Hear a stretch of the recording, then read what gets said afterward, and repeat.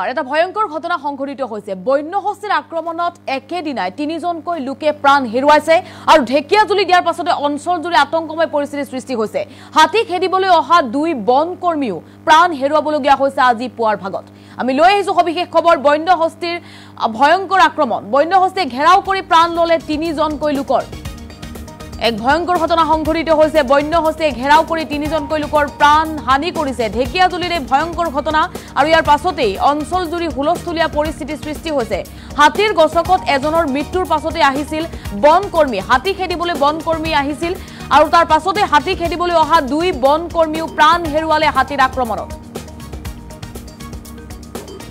ধীৰাই মাজুলী গাঁৱত বন্যহস্তীৰ গছকত মৃত্যু হৈছিল যতীন তাঁতীৰ নিখাৰ ভাগত যতীন তাঁতীৰ মৃত্যু হৈছিল আৰু তাৰ পাছতে পুৱাৰ ভাগত হাতী খেদিবলৈ অহা আমবাৰী ৰেঞ্জৰ বন কৰ্মীও হাতীৰ আক্ৰমণত প্ৰাণ হেৰুৱাইছে নিহত কলেশ্বৰ বৰুৱা আৰু বীৰেন ৰাভা তাৰ পাছতে এক হুলস্থুলীয়া পৰিস্থিতিৰ সৃষ্টি হৈছে আতংকিত হৈ পৰিছে গাঁওবাসী অঞ্চলজুৰি আতংকময় পৰিস্থিতিয়ে বিৰাজ কৰিছে আমি লৈ আহিছো এটা ডাঙৰ খবৰ ঢেকিয়াজুলিত এই ভয়ঙ্কৰ ঘটনা সংঘটিত হৈছে বন্যহস্তীয়ে ঘেৰাও কৰি তিনিজনকৈ লোকৰ প্ৰাণ কাহি লৈছে আৰু যেহেতু বন্যহস্তীৰ উপদ্ৰৱ চলি আছিল দীৰ্ঘদিনৰ পৰা অঞ্চলটোৰ আৰু নিখাৰ ভাগত যতীন তাঁতী নামৰ এজন লোকে প্ৰাণ হেৰুৱাইছিল বন্যহস্তীৰ আক্ৰমণত তাৰ পাছতেই বন কৰ্মীক খবৰ দিয়া হৈছিল আৰু আজি পুৱাৰ ভাগত বন কৰ্মী উপস্থিত হৈছিল ঘটনাস্থলীত তাৰ পাছতেই হাতী খেদিবলৈ যোৱা বন কৰ্মীকো আক্ৰমণ কৰিছে বন্যহস্তীৰ জাকটোৱে হাতী খেদিবলৈ যোৱা বন কৰ্মীও প্ৰাণ হেৰুৱাইছে যতীন তাঁতীৰ মৃত্যুৰ পাছতে আজি পুৱাৰ ভাগত কলেশ্বৰ বৰুৱা আৰু বীৰেন ৰাভা আহিছিল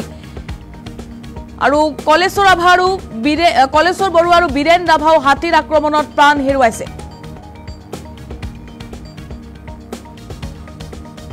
আমবাৰী ৰেঞ্জৰ বন কৰ্মী আছিল দুয়ো কলেশ্বৰ বৰুৱা আৰু বীৰেন ৰাভা আমবাৰী ৰেঞ্জৰ বন কৰ্মী আছিল আজি পুৱাৰ ভাগত ধীৰাই মাজুলী গাঁৱত উপস্থিত হৈছিল বন কৰ্মীৰ এটা দল আৰু হাতী খেদি থাকোঁতে হাতীৰ গছকত মৃত্যু হৈছে দুই বন কৰ্মী আৰু নিখাৰ ভাগত যতীন তাঁতী নামৰ এজন লোকৰ মৃত্যুৰ পাছতে পুৱাৰ ভাগত আতংকিত গাঁওবাসীয়ে খবৰ দিছিল বন কৰ্মীক আৰু বন্যহস্তি খেদিবলৈ বন কৰ্মী উপস্থিত হোৱাৰ পাছতে হুলস্থুলীয়া পৰিস্থিতি দেখিবলৈ পোৱা গৈছে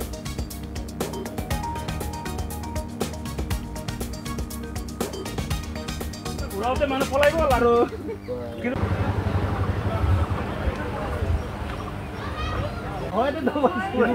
এনেকুৱা ঘূৰাওতে মানুহ পলাই গ'ল আৰু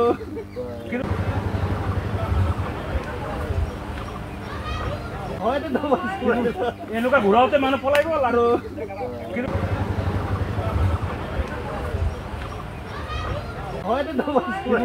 এনেকুৱা ঘূৰাওতে মানুহ পলাই গ'ল আৰু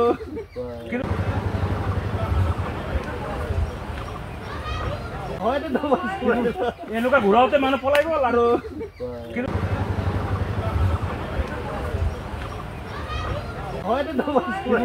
এনেকুৱা ঘূৰাওতে মানুহ পলাই গ'ল আৰু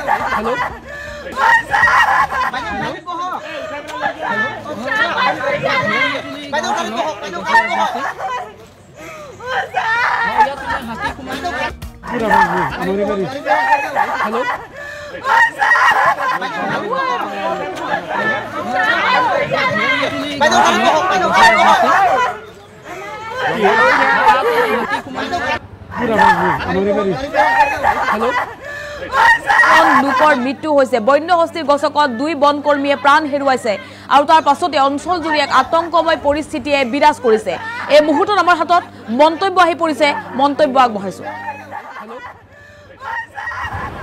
হাতীটো এতিয়া ইয়াতে আমাৰ ধীৰাই মাজুলীৰ এজন ব্যক্তিগত মানুহৰ বাগানত আছে তেওঁ আমি সুৰক্ষিতভাৱে ৰাখিছোঁ আমি ৰাইজক আহ্বান জনাইছোঁ হাতীটোক কোনো ধৰণৰ ডিষ্টাৰ্ব দিব নালাগে তো আমি যথাসময়ত আমি হাতীটো মানে সুৰক্ষিতভাৱে খেদি নিয়াৰ চেষ্টা কৰিম হাতীটো এজন মানুহ মাৰিছে মানুহজন ৰাতিপুৱা 4মান বজাত হাতীয়ে ধীৰাই মাজুলীত এজন প্ৰায় 62 বছৰীয়া ব্যক্তি এজনক আক্ৰমণ কৰি নিহত কৰিছে মানুহজনৰ নাম যতন তাঁতী তেওঁ ৰাতিপুৱা 4টামান বজাত ঘটনাটো হৈছে।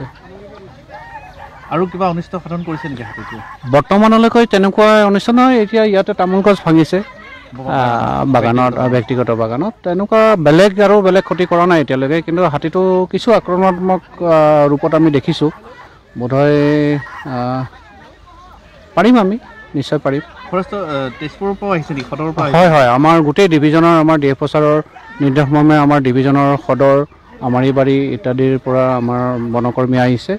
আহি আমি যথাসময়ত আমি সুৰক্ষিতভাৱে হাতীটো খেদি নিয়াৰ ব্যৱস্থা কৰিম। বনকৰ্মী আৰু এজন সাধাৰণ গাঁৱৰ বাসিন্দাক মাৰিছে। অতি দুৰ্ভাগ্যজনক বিষয় যে অতি মানে দুখৰ বিষয় যে দুজন বন কৰ্মচাৰী, যি দুজন বন কৰ্মচাৰী শোণিতপুৰ জিলাত আজি বহু বছৰ ধৰি এখন বেৰা হৈ আছিল, তেওঁলোকে হাতী আৰু মানুহৰ সংঘাত ৰোধ কৰাৰ ক্ষেত্ৰত আমাৰিবাৰীত তেওঁলোকে অতি পৰিশ্ৰমে, যাৰ কাৰণে তেওঁলোকক আমাৰ বন বিভাগৰ পৰা বহুবাৰ ধৰি তেওঁলোকক এৱাৰ্ড দিয়া হৈছিল। তেনেকুৱা দুজন বন কৰ্মচাৰী আজি তাৎক্ষণিকভাৱে হাতীয়ে মাৰি পেলালে। অতি দুখৰ বিষয় যে অনাগত দিনত এনেকুৱা নহওক। আমি ভাবোঁ যে অভয়াৰণ্যত থকা বেদখলকাৰীসকলক উচ্ছেদ কৰিব লাগিব। উচ্ছেদ নকৰিলে কিন্তু হাতী মানুহৰ সংখ্যাত ক্ৰমান্বয়ে বৃদ্ধি হৈ গৈ থাকিব। অতি দুখৰ বিষয়। অনতিপলমে বন বিভাগে হাতীটোৰ কিবা এটা ব্যৱস্থা গ্ৰহণ নকৰিলে অনাগত দিনত আৰু মানুহ মৰাৰ সম্ভাৱনা আছে। হাতীটো এতিয়া ইয়াতে আমাৰ ধিৰাই মাজুলীৰ এজন ব্যক্তিগত মানুহৰ বাগানত আছে। তেওঁ আমি সুৰক্ষিতভাৱে ৰাখিছোঁ। আমি ৰাইজকো আহ্বান জনাইছোঁ হাতীটোক কোনো ধৰণৰ ডিষ্টাৰ্ব দিব নালাগে।